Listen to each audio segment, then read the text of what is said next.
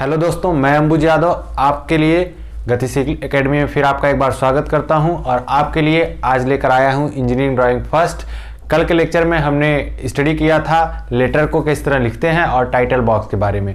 आज मैं आपको बताऊंगा स्केलिंग कैसे की जाती है इंजीनियरिंग ड्राइंग में, और स्केल को हम कैसे बनाते हैं अपने वर्किंग एरिया जो इंजीनियरिंग ड्राइंग सीट है, इंजीनियरिंग ड्राइंग सीट पर कैसे हम स्केल को बनाते हैं और कैसे उसका यूज करते हैं। किसी भी बड़े लंबाई को किस तरह से हम दिखाते हैं अपने ड्राइंग सीट पर, किस तरह से उस स्केल को बनाया जाता है, इसके बारे में हम आज स्टडी करेंगे।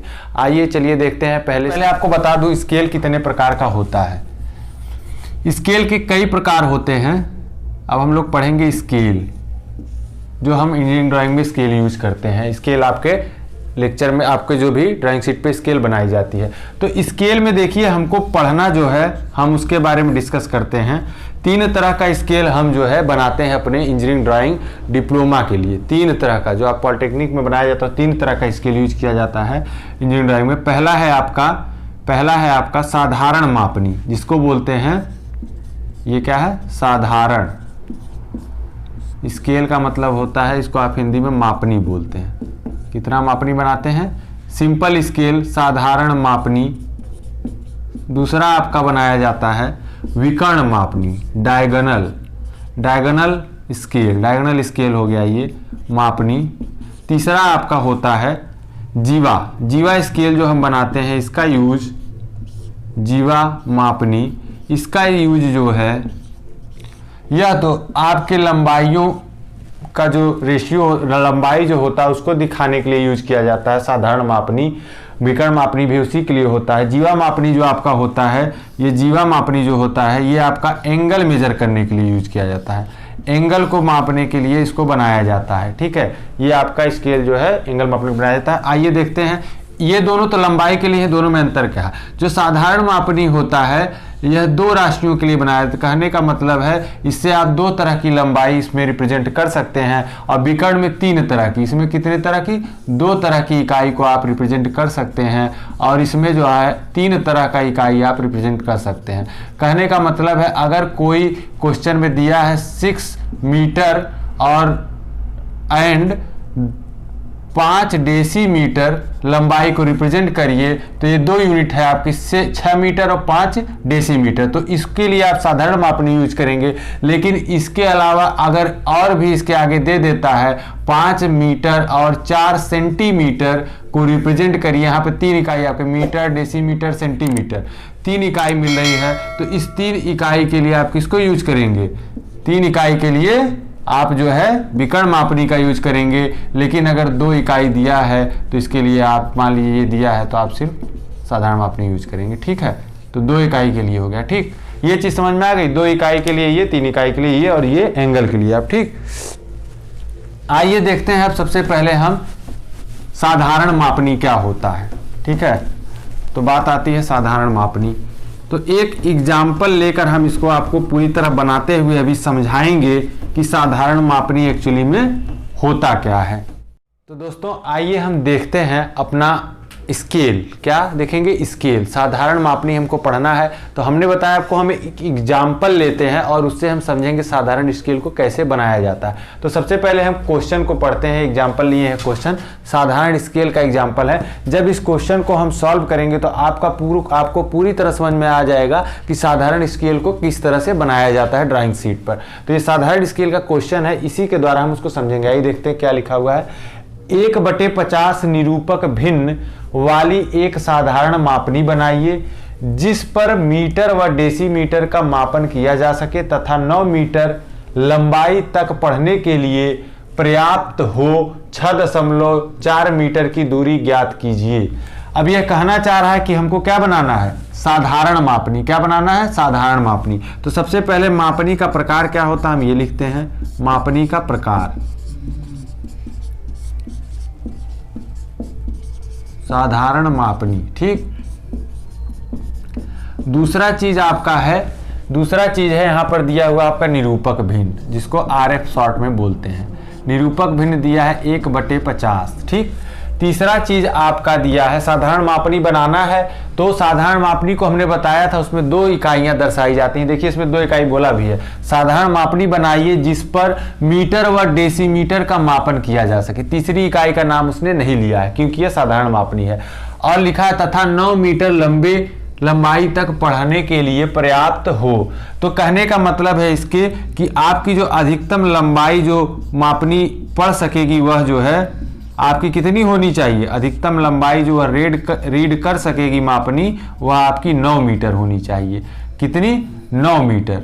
ठीक, जिस तरह से आप मार्केट से स्केल लेते हैं, छोटा सा स्केल ले आते हैं, उसको 6 सेंटीमीटर कोई 15 सेंटीमीटर तक मैक्सिमम मेजर कर सकता है, वह नाप सकता है। तो इसी तरह जो आप इस पे स्केल बनाएंगे वह अधिकतर कितना नाप सकेगा? 9 मीटर तक। कहाँ तक नाप सकेगा? 9 मीटर तक वह नाप सकेगा। कहने का मतलब 9 मीटर तक मेजर कर सकेगा। आइए देखते हैं किस तरह से इसको हम बनाएंगे। तो सबसे पहले हम समझते हैं, आपका सबसे पहला क्वेश्चन होगा निरूपक भिन्न क्या होता है, आरएफ है क्या चीज। तो आरएफ है, आरएफ एक रेशियो होता है। आरएफ क्या है? एक रेशियो है जो आपकी जो जैसे आपको सड़क दिखानी है, सड़क आपकी 1 किलोमीटर की है। मान लीजिए सड़क की लंबाई कितनी है? 1 किलोमीटर की है। यह सड़क की क्या है? वास्तविक लंबाई है। क्या है? वास्तविक लंबाई। कहने में वास्तविक लंबाई मतलब वास्तव में सड़क कितनी लंबी है।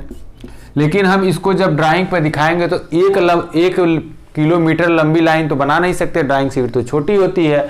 तो हम उसको कुछ स्केल मान के, रेफरेंस मान के बनाते हैं। मान लीजिए हमने अपना जो ड्राइंग बनाया है उसमें 5 सेंटीमीटर को 1 किलोमीटर माना है। तो जब आरएफ हम अगर आपको बोलते हैं निकालने के लिए, तो आरएफ किस तरह निकाला जाता है? आरएफ रेशियो होता है जो ड्राइंग शीट पर लंबाई होती है, जो आपकी आरेखन लंबाई होती है, आरेखन लंबाई। ठीक है, ये आरेखन लंबाई इसको बोलेंगे।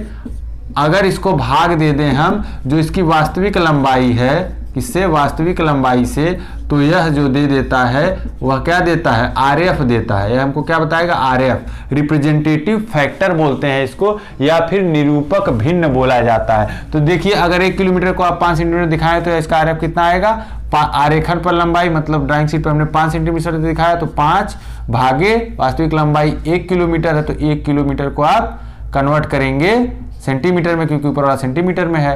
तो 1 को एक बार हम किससे गुना किए? 1000 से गुना किए तो ये मीटर में कन्वर्ट हुआ, फिर इसको 100 से मल्टीप्लाई किए तो सेंटीमीटर में हो गया। इस तरह से अगर हम निकालते हैं तो यह आ जाता है 1/20 हो गया 20,000।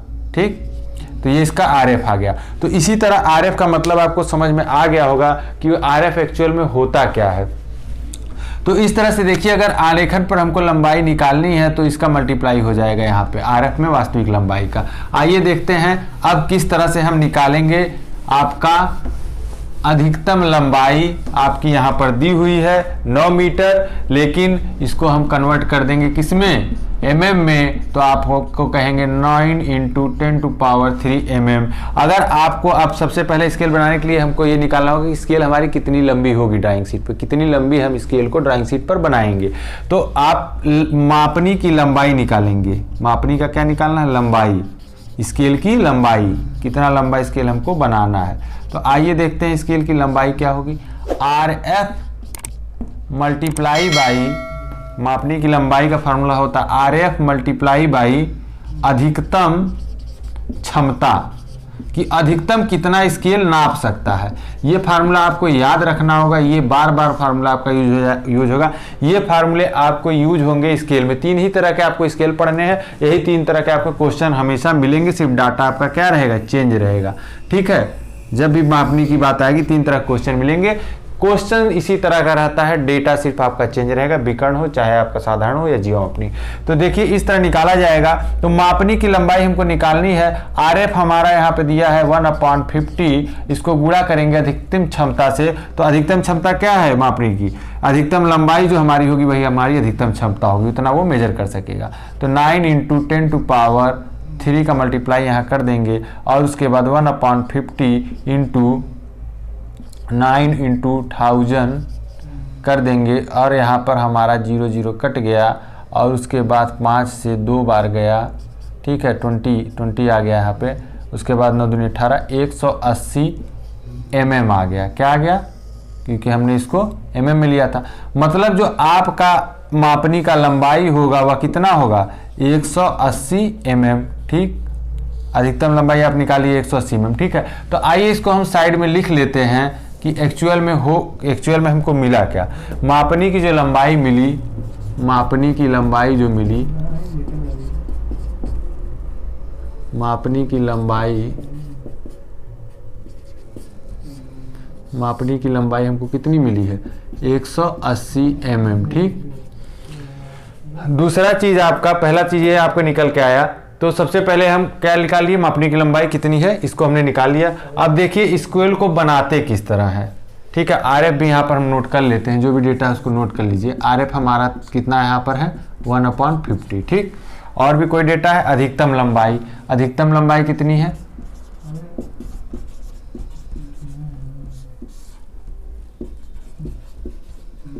अधिकतम लंबाई जो हमारा है वह है 9 मीटर, मतलब 9 मीटर, ठीक है।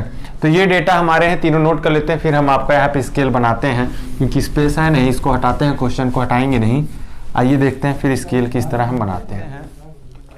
सबसे पहले मापनी की लंबाई हमारी है 180 मीटर, 180 mm।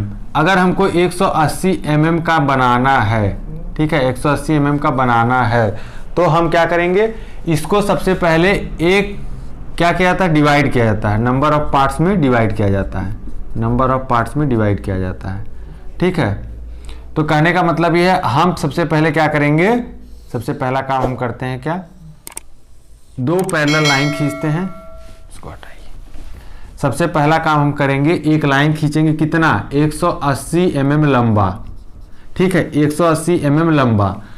अब स्केल को बनाना है तो स्केल की कुछ चौड़ाई होगी, तो जनरली हम स्केल की जो चौड़ाई लेते हैं, यहाँ से इसी के ठीक पैरेलल लाइन हम खींचेंगे। कितनी चौड़ाई लेंगे, 8 से 10 mm तक हम चौड़ाई ले सकते हैं किसी भी स्केल को बनाते समय, अगर वह साधारण मापनी का है तो 8 से 10 mm, ये चीज़ आप नोट कर लीजिएगा, हमेशा काम आएगा आपके। 8 से 10 mm हम उसकी चौड़ाई को लेते हैं, तो हम यहाँ पर ले रहे हैं इसकी चौड़ाई 10 mm। आप जनरली जब भी बनाइएगा 10 mm बनाइएगा, स्पेस ज़्यादा रहता है तो ड्राइंग अच्छी बनती है, ठीक है। 10 mm स्पेस लेकर हम यहाँ इसी के पैरेलल लाइन खींच दिए। कहने का मतलब हमने इसको हाइट कितना दिया 10 mm, ठीक है, 2 लाइन है 10 mm हो गया, ये आपका स्पेस है 10 mm, ठीक है।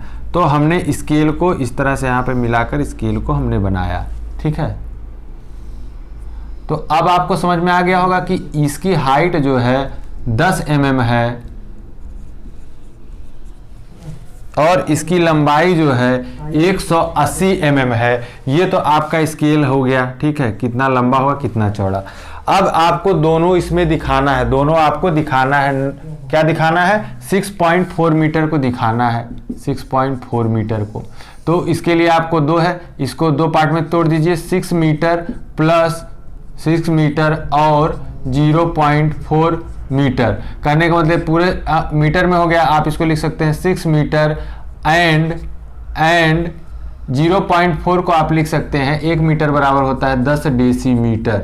तो कहने का मतलब 1 डेसीमीटर बराबर होता है 0.1 मीटर, ठीक। तो यहाँ पे 0.4 मीटर है, 0.1 मीटर बराबर 1 डेसीमीटर, तो 0.4 बराबर हो जाएगा आपका सीधे सीधे 4 डेसीमीटर। तो देखिए 2 इकाई मिल गई, 6 मीटर दिखाना है, 4 डेसीमीटर दिखा देंगे, 6 मीटर और 4 डेसीमीटर मिला के हो जाएगा 6.4 मीटर, ठीक है। यही आपको शो ऑफ करना है आपके स्केल में, ठीक है, यही आपको शो ऑफ करना है आपके स्केल में। तो सबसे पहले हम क्या करेंगे, सबसे पहले स्केल पे हम मीटर बनाएंगे, ठीक है। तो 180 mm लंबाई पर बनाया गया है। अब इसको आप क्या करेंगे, अब इसको आप डिवाइड करेंगे, कितने पार्ट में डिवाइड करेंगे, अब कितने पार्ट में डिवाइड करेंगे, प्रॉब्लम आता है हमारा कितने पार्ट में, आइए देखते हैं कितने पार्ट में, ठीक।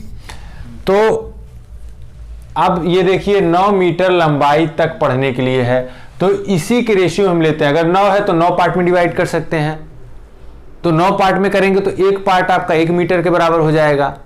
अगर ज़्यादा दिया है 18 दिया है तो अगर 18 मीटर लंबाई का बनाना है तो भी इसको 9 पार्ट में कर सकते हैं। एक पार्ट आपको दो के बराबर होगा, या फिर 9 दिया है, अगर इसको हम 18 पार्ट में डिवाइड कर दें तो एक पार्ट हमारा 0.5 मीटर के बराबर होगा। लेकिन हम इसको यहाँ पे क्या करेंगे, 9 पार्ट में डिवाइड करेंगे। कितने पार्ट में?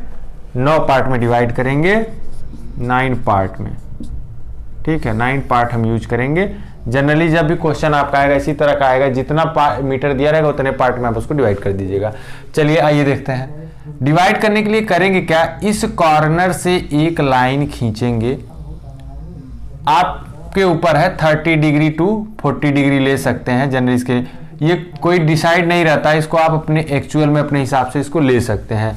जनरली जो हम लेते हैं 30 टू 45 अपने हिसाब से देखकर ले लेते हैं, ठीक है।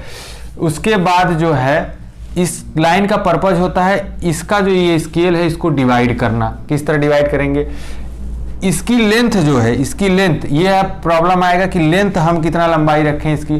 तो लंबाई आपको अपने हिसाब से लेनी है, इतना लीजिए कि वो आसानी से 9 पार्ट में डिवाइड हो जाए। तो जैसे अगर हम इसको अगर हम ले लें 9 के मल्टीपल में तो आसानी से डिवाइड हो जाएगा। कहने का मतलब यह है कि अगर मान लीजिए इसको हम ले लेते हैं, कितना, क्या करते हैं, मान लीजिए 9 के मल्टीपल में लेता है हम 18 सेंटीमीटर ले लेते हैं। तो हमको इसको 9 पार्ट में डिवाइड करना, क्या 9 पार्ट में अगर हमको डिवाइड करना है तो इजीली हम इसको डिवाइड कर सकते हैं। देखिए कैसे, तो इसको डिवाइड करने के लिए क्या करेंगे, सबसे पहले हम एक गोला प्रकार लेंगे। क्या लेंगे, गोला प्रकार लेंगे। और गोले प्रकार को आपके पास होगा स्केल, क्या होगा, आपके पास एक स्केल होगा। स्केल पे इस तरह मार्किंग रहती है।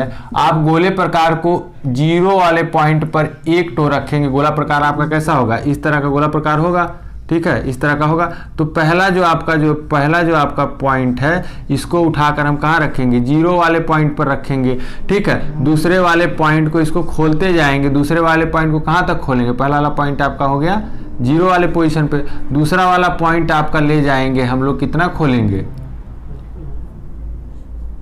कितना खोलेंगे, आपके इसको खोलेंगे हम लोग 2 सेंटीमीटर। कितना, 2 सेंटीमीटर। क्यों, क्योंकि अगर आपने इसकी जो लंबाई है उसको 18 सेंटीमीटर लिया है और इसको 9 पार्ट में डिवाइड करना है तो एक पार्ट आपका कितने के बराबर हो जाएगा, एक पार्ट आपका 2 सेंटीमीटर के, तभी तो 9 पार्ट जो है 18 सेंटीमीटर के बराबर होगा, ठीक है। समझ में आ गया। तो आप इसको कितना खोलेंगे, आप पहले इसको डिसाइड करिए। आप 18 सेंटीमीटर बनाए हैं, आपको 9 पार्ट बनाना है तो 18 डिवाइड बाई 9 आ गया आपका 2 सेंटीमीटर। तो 2 सेंटीमीटर इसका मतलब आप गोला प्रकार कितना खोलेंगे, 2 सेंटीमीटर। यहाँ पे 2 और यहाँ पर 1 आपका ऑप्शन है। तो 2 सेंटीमीटर आप स्केल पे ले लेंगे गोला प्रकार से।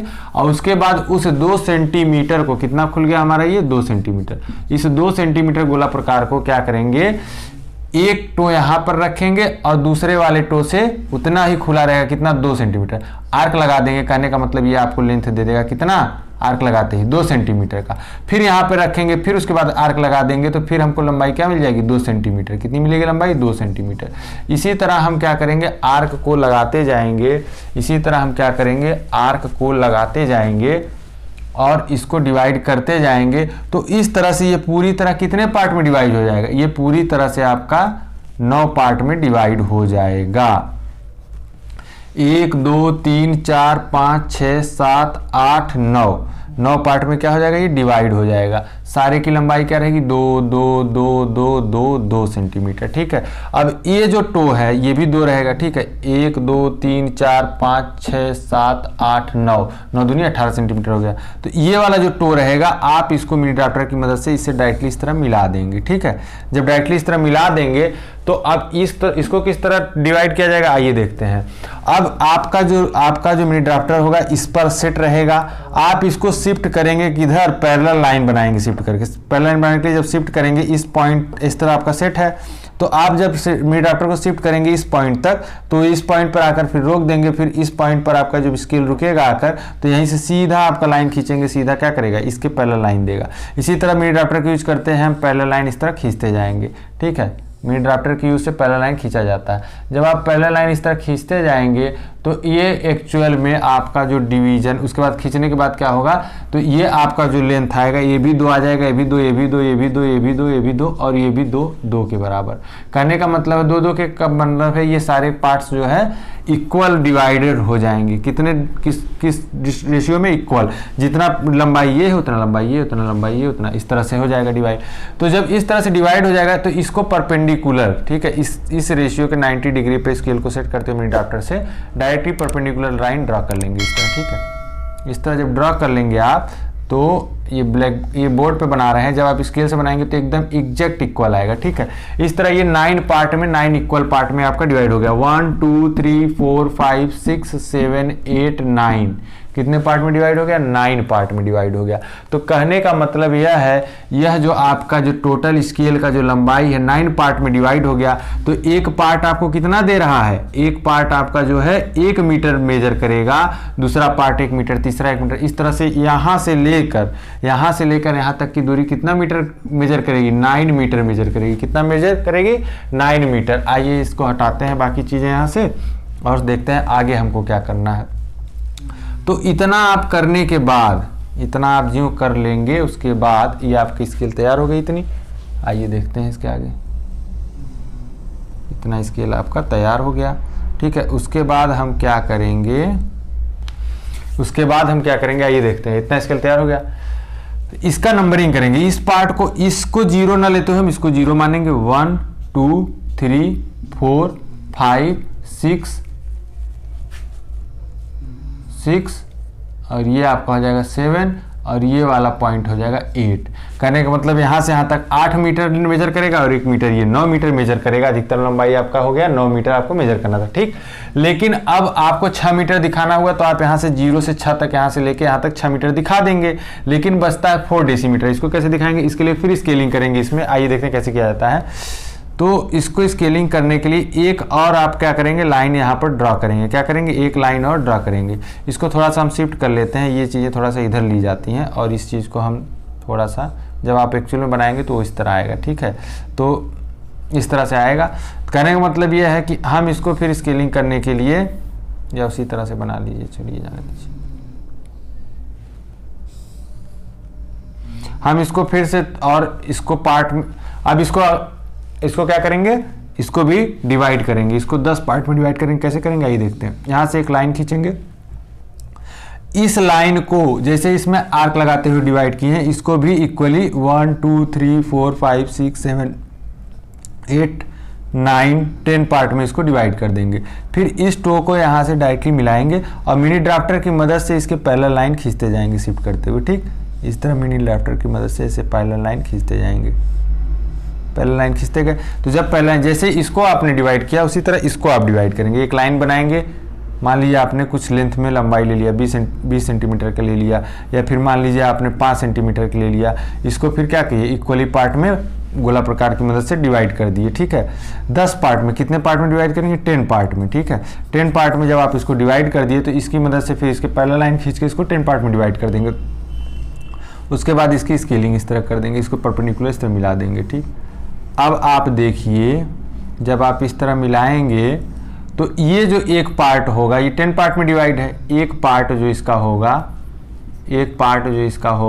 वह किसके बराबर होगा, 1 डेसीमीटर का। कैसे, ये अगर आपका जो है 10 पार्ट में डिवाइड, ये 1 मीटर के बराबर है, लेकिन इसका जो ये कितने पार्ट में डिवाइड है, 10 पार्ट में डिवाइड है, तो इसका मतलब इसका एक पार्ट जो होगा वह किसके बराबर होगा, एक पार्ट आपका हो जाएगा 1 डेसीमीटर के बराबर, ठीक है। ये चीज़ समझ में आ गई। तो इस तरह से हम इसको डिवाइड करेंगे। एक पार्ट आपका ये दे रहा है आपको कितना, 1 डेसीमीटर, ठीक है। और इसका जो एक पार्ट है ये दे रहा है आपको 1 मीटर, ठीक है। तो आप देखिए स्केलिंग कैसे करते हैं, आपको दिखाना है 6 मीटर एंड 0.4 mm। आइए देखते हैं। सारी चीज़ों को हटाइए, ये सब चीज़ें आपकी ड्राइंग में नहीं रहेंगी, बस जो भी चीज़ें आपकी ड्राइंग में रहेंगी उसको देखते हैं, ठीक है। आपका स्केल इस तरह रहेगा, ठीक। बाकी जो चीज़ें हैं इस तरह दिखाई जाएंगी। 6.4 आपको दिखाना है। आपकी लेंथ जो टोटल ओवरऑल यहाँ पे मिल रही है, ये आपकी लेंथ यहाँ पर 180 mm है, ठीक। तो 6 दिखाना है तो आप देखिए 1 2 3 4 5 6, 6 कहाँ पर है, यहाँ पर आप क्या करेंगे, सीधे यहाँ पे परपेंडिकुलर का सार्क बनाएंगे और उसके बाद सीधी लाइन खींचते हुए अप्लाएंगे। जैसे ही आप 0 पर पहुंचेंगे, यहाँ पर 0 पर, ठीक है, ये 6 मीटर कंप्लीट हो गया, ठीक है। लेकिन अब ये 6 मीटर यहाँ तक है, लेकिन इसको और बढ़ाएंगे। 6 के बाद देखिए 1 2 3 4 पार्ट तक जब आप आएंगे तो ये चौथा जो ये 4 पार्ट क्या दे रहा है आपको, 1 2 3 4, ये 4 पार्ट आपको क्या दे रहा है, 4 डेसीमीटर। क्यों? क्योंकि एक पार्ट आपका 1 डेसीमीटर के बराबर है। तो इस तरह से जब आप लाइन खींचेंगे तो जो ये शो करेगा लेंथ वो क्या हो जाएगा, इस तरह से आप रिप्रेजेंट करते हैं 6.4 मीटर। क्यों? क्योंकि ये 6 मीटर हो गया यहाँ तक, फिर ये जो 4 डेसीमीटर है वो 0.4 मीटर के बराबर होगा, तो वो आपका टोटल मिलके हो जाएगा आपका 6.4 मीटर। इस तरह से आप स्केल पे रिप्रेजेंट करेंगे कि 6.4 मीटर को हमको रिप्रेजेंट करना था, हमने रिप्रेजेंट किया। 6.4 मीटर की दूरी ज्ञात कीजिए, ये देखिए ये दूरी है 6.4 मीटर की, तथा 9 मीटर लंबाई तक पढ़ने के लिए पर्याप्त हो, ऐसा स्केल होना चाहिए कि 9 मीटर लंबाई पढ़ सके। देखिए 8 और एक ये 9, कहने का मतलब यहाँ 0 से लेकर एक 8 मीटर एक 9, मतलब पूरे स्केल की लंबाई पर हम 9 मीटर को पढ़ सकते हैं। ठीक। दूसरा चीज, इसका निरूपक भिन्न कितना था, कितना लिया था हमने, 150 पे कैलकुलेशन किया था, तो RF को यहाँ पर शो कर दिया जाता है, यहाँ पर 1/50 इस तरह लिखकर स्केल के ऊपर छोड़ दिया जाता है। तो एक्चुअल में जो आपकी ड्राइंग शीट पर बनेगा वो ड्राइंग आपका, पहला तो आप कैलकुलेशन जो किए हैं वो कैलकुलेशन दिखाएंगे, और दूसरी जो आपकी ड्राइंग बनेगी वो सिर्फ ये सारे कैलकुलेशन इसमें नहीं रहेंगे, और आपको सिर्फ क्या दिखेगा, ड्राइंग में इतनी चीज़ें आपकी होनी चाहिए। ठीक। इसकी हाइट 10 mm, ये भी शो ऑफ करने की ज़रूरत नहीं है। ठीक है, इतनी चीज़ें आपकी यहाँ पर आप अपने ड्राइंग में शो ऑफ कर सकते हैं, यही आपका ड्राइंग में शो ऑफ होगा। ठीक। आज के लिए बस इतना ही, बाकी दोस्तों कल फिर मिलेंगे। ठीक है, थैंक यू। अब नेक्स्ट क्लास में आपके लिए लेकर आएंगे हम विकर्ण मापनी, नेक्स्ट क्लास में आपको लेकर आएंगे विकर्ण मापनी, उसके बारे में बताएंगे, उसका क्वेश्चन बताएंगे, और उसके बाद ज्योमेट्री। आज के लिए इतना ही, थैंक यू।